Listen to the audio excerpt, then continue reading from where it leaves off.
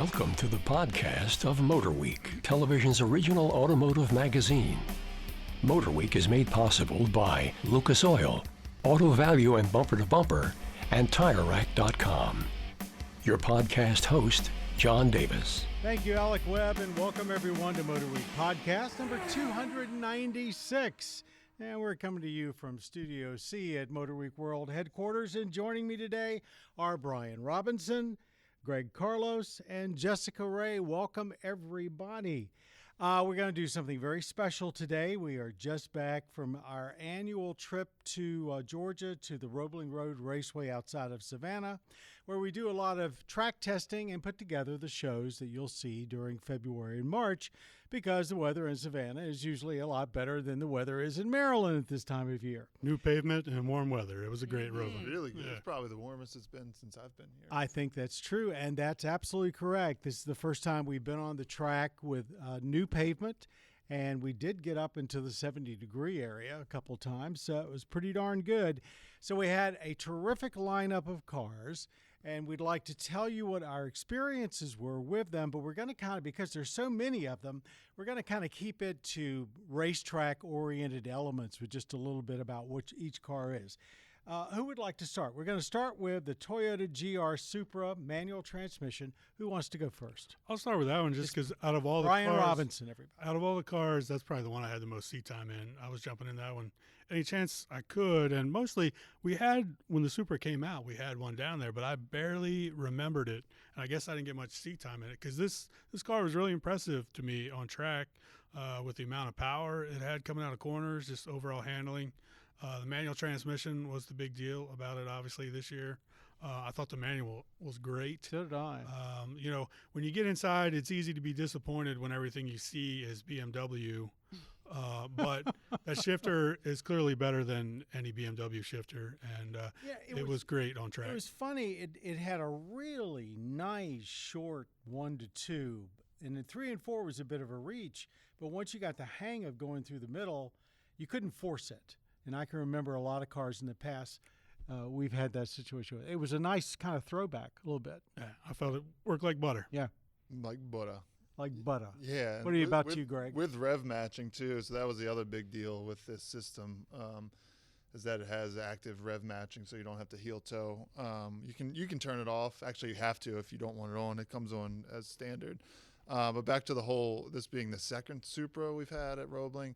I believe the first one was also the original offering, which didn't quite have the horsepower that the Z4 had for the first year. Yeah, they had. So we technically have more power than the last one and the manual transmission. And I think personally, I did remember the previous Supra, but this one is more memorable because it just makes a whole lot more sense with the manual transmission for what the car is.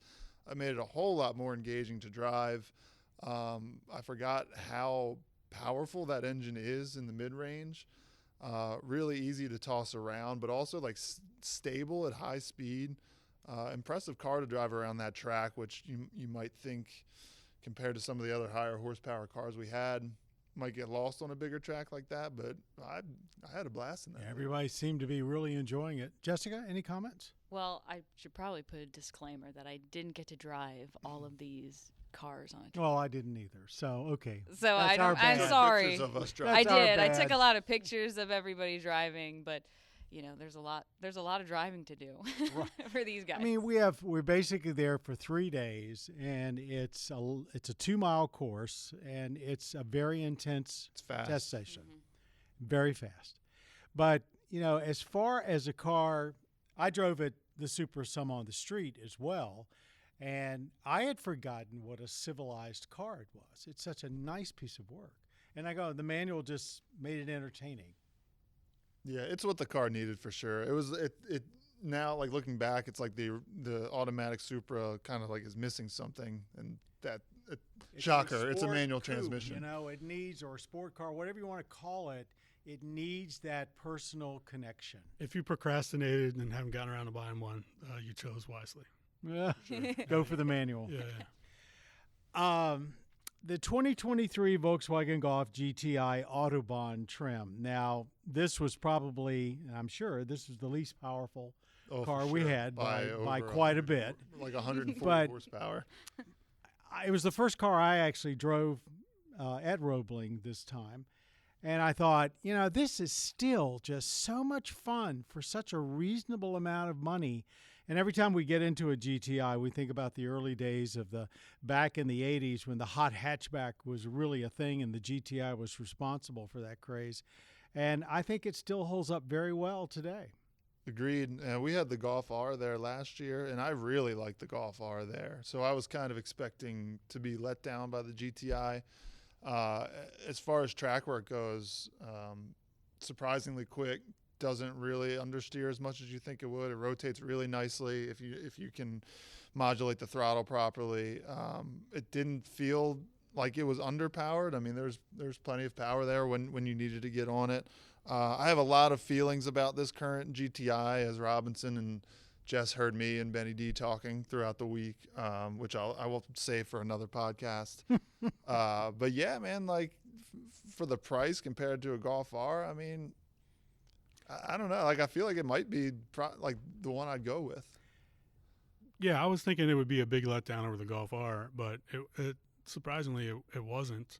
This was manual transmission as well, and I thought it had plenty of power, and it didn't feel like it understeered that much at all either, and didn't chew up the front tire at all.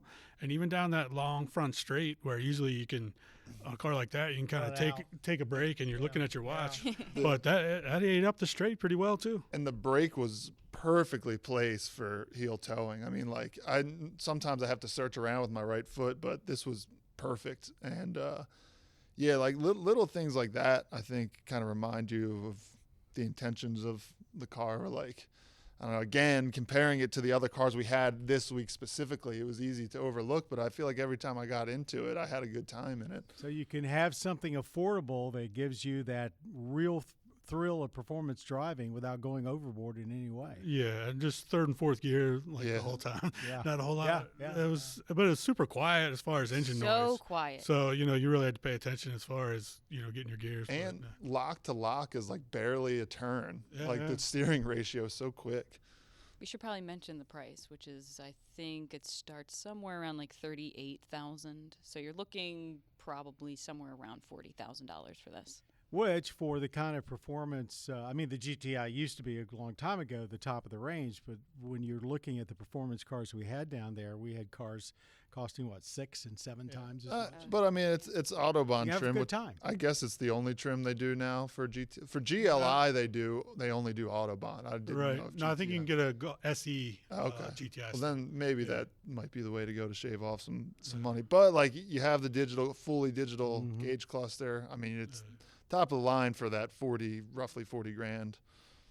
And just for all of you out there thinking 40 grand's a lot, just remember the average transaction price for a new car today is about $47,000 to $48,000. And it takes regular fuel. It takes regular fuel. For a company that's going all EV, I hope this is the last one that goes that way. Porsche Taycan GTS, all electric, second Taycan we've had at Roebling. Okay, GTS usually makes a big difference, did it? Well, the last one we had down there was the Turbo S, so it didn't live up to that as far as overall power down the straight, but it still handled well. It's a big heavy car. I'm not sure. Second or third Taycan we've had there? Second. Yeah. Okay. I'm not sure it really belongs on the track, but having said that, it was crazy fun on the track. All right, let's pause 1 second here. Now interrupt this podcast. Well, we get a lot of mail saying we've forgotten regular mail, email, whatever. We don't get much regular mail anymore. We get folks saying we've forgotten what performance is about because we're testing so many electric vehicles. This car is a perfect example. It embodies all the essence of Porsche performance. It just hasn't happened to have a gasoline engine putting it around the track. So, I mean, how do you feel about, all electric performance, either a Taycan or anything else? Well, I mean, what are we talking about? Are we talking about Handling, driving? braking, Oh, well, I mean, that's all feel, objective acceleration. data. We know the Like, acceleration is there. Here's my thing. Like, I drove this, like Robinson drove the Supra. I drove this thing a ton, and I loved it. I don't know what, like, the last two GTSs we had at Roebling, the 911, and then we had this one. Like, they just nailed the sweet spot because this one does have all-wheel drive, which, like, I kind of wish it was rear-wheel drive, but it's so, like, excessively fast. Not excessively, like it's accessible. And So like almost anybody could do it. right, and because of the all-wheel drive system, and like you could even turn traction like halfway. All they have what do they call it, PSM Sport or whatever. Yeah.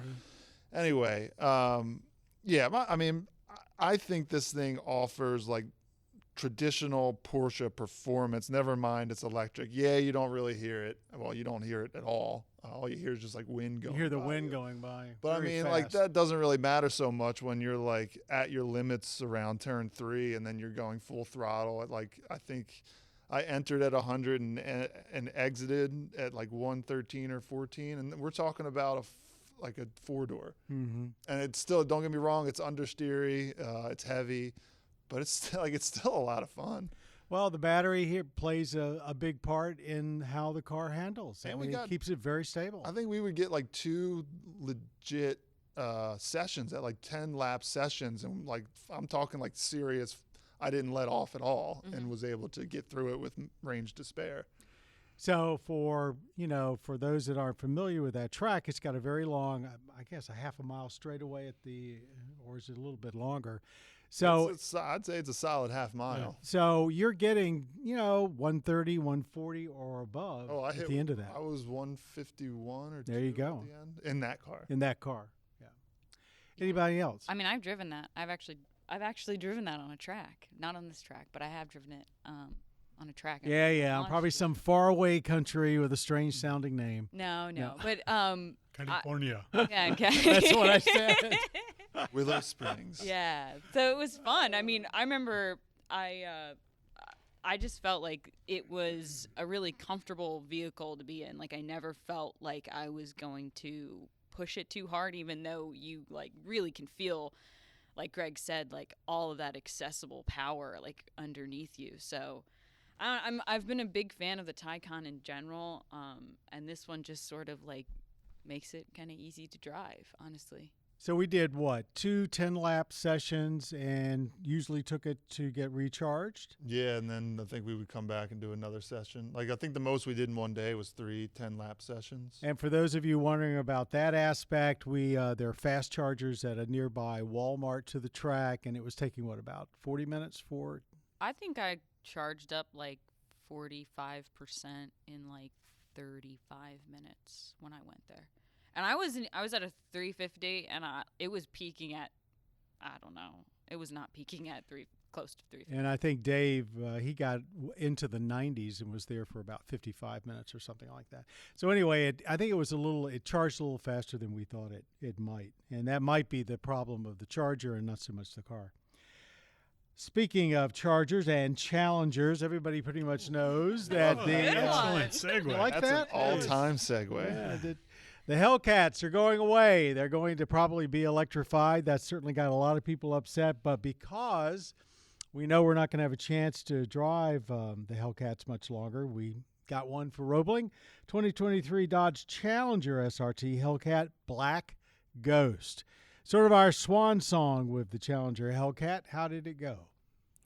Well, we've driven lots of Challengers down there, lots of Hellcats. We sure have. Wide bodies, red eyes, black ghosts, Daytonas. I don't think we've gone a year in the last 10 that we didn't have. Yeah, it replaced the Mustang. We used to have a Mustang every year. It's been the Challenger here for a while, but nothing new to report really. It still is a handful if you want it to be. It's still surprisingly capable if you back off a little bit. Plenty of power. This one's over 800 horsepower, and it certainly felt like it on the straights. But including all those tire marks on the front straightaway. Oh, yeah, we left a few of those. Yes. Well, Robinson. Well, hey, keep my name out. Just doing his job. Okay. A little burnout for the camera there. Yeah, it's everything it was every previous time we drove it. It's like 100 horsepower more than the original one we drove. Personally, it gets to a point where like I didn't feel any like extra boost in power. Fast at that point. So yeah, I got down the straight as usual. For whatever reason, those Pirelli tires that are on every Challenger we ever had, like they never show any signs hold of up wear. so well. I don't know what it It's is about insane. that tire compound with that car, and we're that talking, is saying something at that track. and going back, to when it, before, to it was before they. repaved. Right now, Roebling has just gone through a very expensive and extensive complete repaving, and it's the smoothest pavement asphalt that we've ever seen there. We've been going there for well over 30 years. But the old pavement would chew up tires, so at the end of the first or second day, we'd usually have several cars we basically couldn't run that fast in anymore. That didn't happen this time. But the tires on the Challenger Hellcat, they've never looked like they were even Pirelli P0s, I think. run. And not to get too inside baseball-y, but we had a tech guy from another manufacturer there, and even he was checking the tires out. And was like, he couldn't believe that there was no wear whatsoever No scrubbing? on those tires. Yeah. Pretty amazing. It did have the automatic, which I don't mind in that car because there's just so much torque. It doesn't really, gears are almost irrelevant. There's so much going on with the car, like having, like it's one of the Could few be a cars distraction. Where, if you exactly, have, one of the few cars where I say on the track a manual is just like I don't need. There's just Yeah. too much going on. But of all the cool cars and amazing sounding cars we had, just listening to that supercharger go down the front straight, there's nothing like That's it. what we'll miss the most. Yeah, Everything I else, do though, I think think so. we're ready to turn the page. Yeah. But when you go to a track like that and you don't hear those automotive sounds that have been embedded in our brains for our whole lives, that is one thing that EVs can't quite come up Well, to. we'll have I don't- something new. I think I- Dodge is I trying. don't They're care. trying. It'll be totally They'll be- artificial. yeah, It's not the create it same. somehow. Anyway, moving on. We had one car there that probably didn't belong exactly on a track, and that was the 2023 Mercedes-AMG SL63, A roadster. the Roadster, and but it did okay. Define yeah, okay. No, Well, no. explain now that this is purely an AMG product now. Correct. And it's strictly a roadster now as Right. well, which is why we had that at the track. I will say the motor is awesome. What is it, like 570? It's 577. Yeah. Horsepower. The motor is great. It sounds great. Steering is actually decent, but it's a heavy car, and the brakes were just not at all something you want to test the limits on. And on the track. I have to say, I was surprised about that. So That's surprised. It's not. What to be fair, it's not Is it a because just SL it's not a- thing it's- because I've had other AMGs there that when I go hard on the brakes, it wants to take me in every direction but straight. So that to me was like a typical AMG I feeling wonder why that is. car. But I think my actual comment was like, this thing doesn't belong out here after I got out there. Because like you could hear me squealing the whole way around the track. Yes, and you I'm not could. like pushing it that hard. It's just because like that. It's a the grip's luxury not there. roadster with a high performance powertrain. So much weight being moved around, and that was actually a car where we did have a little bit of a tire issue on. So not an issue. We just chewed not an some up. issue, Yeah, right? yeah. We actually played it safe and didn't push it that hard after that, but. We should say that this is a gorgeous automobile and it does its mission very, very well. And if you happen to be in Europe on a high-speed interstate, you're probably going to love it every minute of it. And once you are going straight, the motor, like you said, is just phenomenal. I mean, you pick up speed. Like anything you lose in the corner, you make up so quickly in the straight. Yeah, and it was one of the first to be claimed on the drive back to the hotel. So I never got a chance to actually experience it on the street. But I imagine that's where it belongs. And like you actually see the neck vents, like the fan. air scarf? Do they Yeah, still the call air it? scarf. Is that what The it's air, still yeah, called? it is. Is Yeah. that what BMW calls it? Somebody calls it that. Air Scarf One of the was the Germans. original name Yeah. for Mercedes. Okay, well then that's what it is. But yeah, like I can remember getting a shot of like you can actually see the fans behind the headrest Nice. starting up. I So, did and the use- road Shake the test. heads up. Make All sure right. you know. I used those because some of the on-street shots I was driving, Oh, they're and nice. it was a And little chilly that morning, yeah. so I use the. No, air the air scarf is and a fantastic little invention. At one point, I was hard on the brakes, and then all of a sudden, the windows went flying. Right, yeah. up. Oh, It the was gonna- I was gonna pre-save. get into an Yeah, accident. the seatbelts tighten up. Yeah. that was my fault probably for not going through and turning off all those systems before hopping onto the track. But it alarmed me quite a bit. 2023 Callaway B2K 35th Anniversary Edition B2K. Corvette. B2K. Isn't that like a Korean K-pop band? They will be. Not Korean K-pop, BTS. but just K-pop. Yeah. BTS. My bad. We've had a lot of Callaway Corvettes over the years on Motor Week. This is reacquainting ourselves with them. Lovely folks. Interesting car. What did you think, and how would you compare it to, let's say, the stock Corvette? Well, that's the interesting thing. They haven't done a whole lot to it other than they put some wider wheels on it and exhaust, which sounded awesome. Gnarly. And So, it's some aero kit on There's it a as few, well. yeah, the rockers, but so there's a few more horsepower just due to the exhaust. But pretty much, if you've driven the current Corvette on track, it handled just like that. Only it sounded way more awesome. Yeah, Sounds very it's a good thing they're supercharging it, because I might have said it needs like 200 more horsepower because the chassis is so capable. So not only is it the first Corvette I've ever driven at Roebling, if you can believe, for the 10 years Wow. I've been here, we Wow. haven't had a Corvette there. It's the first C8 that I've driven on the track, so it was like getting used to the whole new mid-engine, or Right. engine behind you at least, setup. And I noticed that the front end was definitely super light. Oh, The yeah. steering was as quick as any car I've ever felt, like to the point where I was like turning in way too early at times, hopping out of other cars. But like I said, though, like it is such a balanced chassis.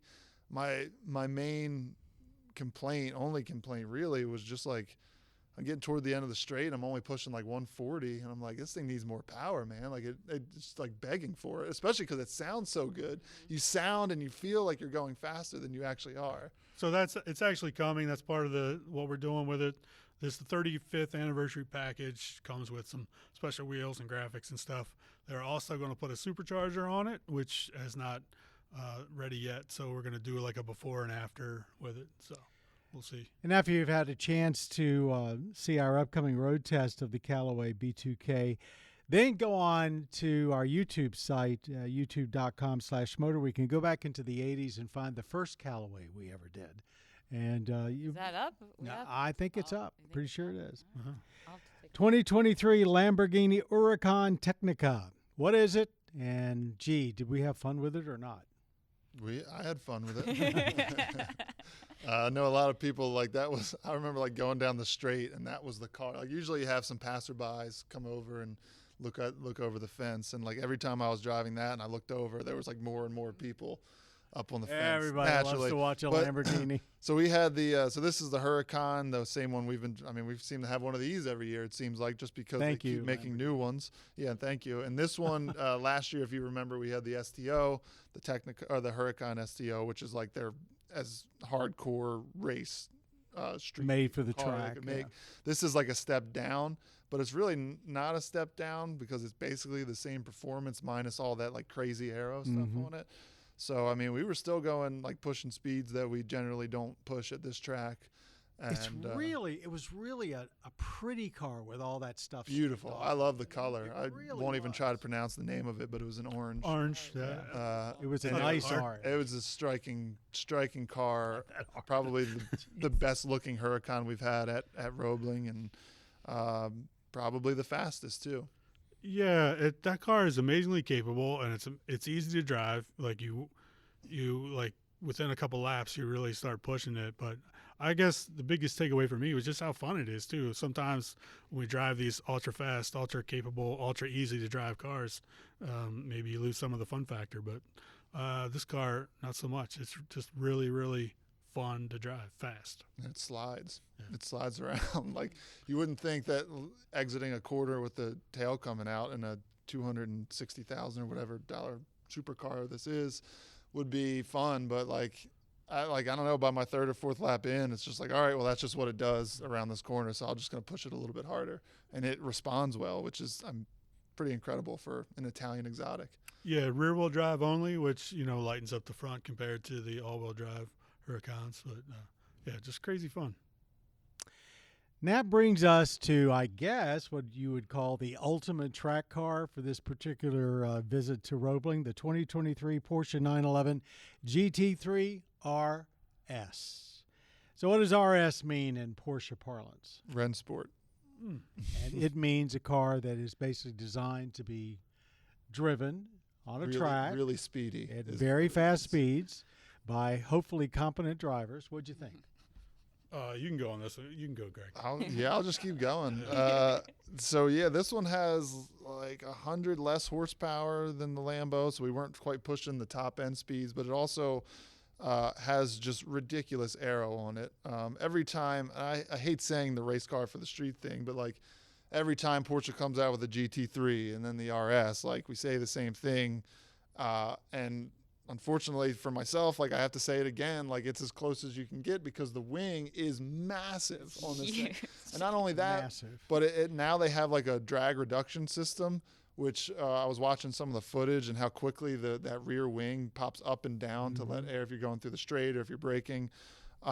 So this was the fastest I've ever driven around Roebling.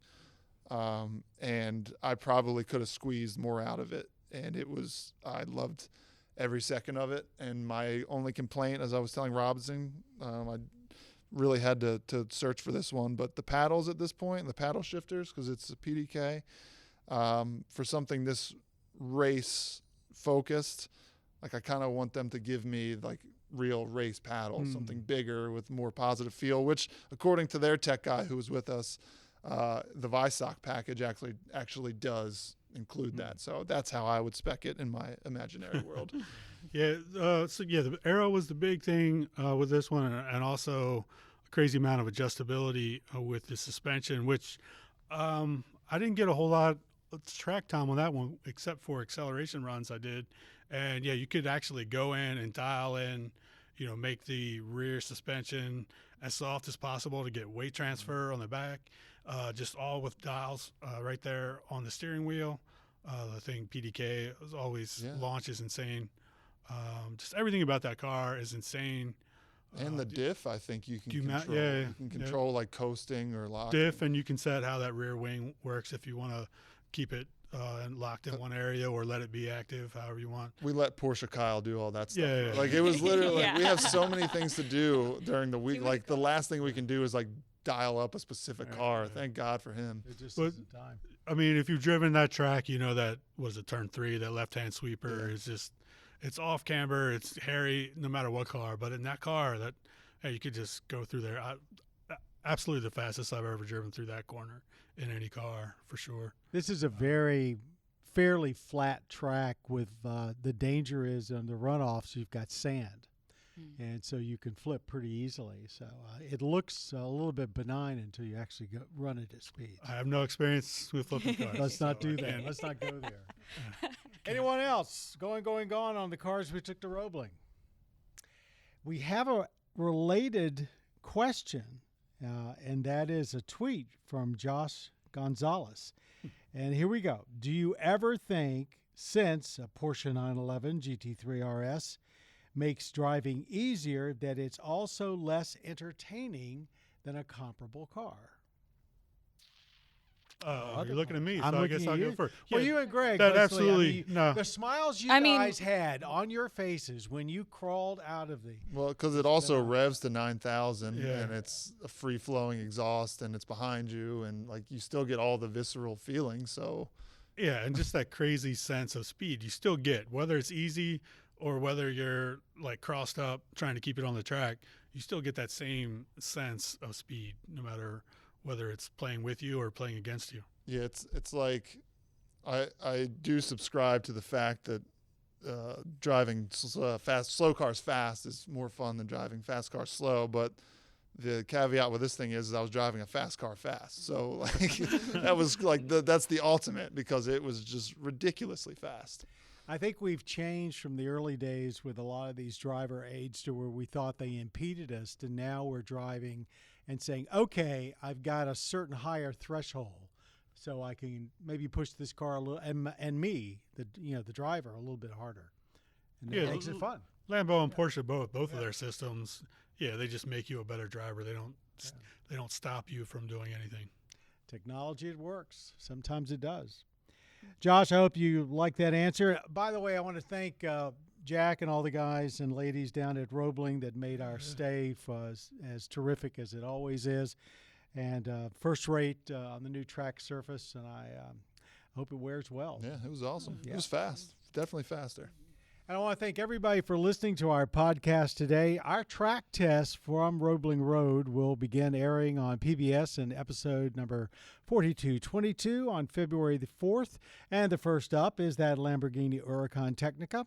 You can check the local station listings on our website at motorweek.org and stay tuned for our upcoming 2023 MotorWeek Drivers' Choice Awards, which will be announced on February 9th. For even more MotorWeek, hop on over to our cable partner, mavtv.com, for their schedule. You can also stream MotorWeek episodes for free on your mobile device or streaming box by downloading the PBS app, available at your device's app store or streaming channel library. And all of the individual road tests at Roebling and everything else we pretty much do, all our features, are also available over at youtube.com/MotorWeek. As we say here, if you've got a screen, you can watch MotorWeek. I want to thank our two-wheeling reporter, Brian Robinson, our over-the-edge reporter, Greg Carlos, digital producer, Jessica Ray, who also is the producer of this podcast, our podcast creator, Bob Mixter, and our audio engineer, Austin Harris. Thanks to all of you for being a part of MotorWeek.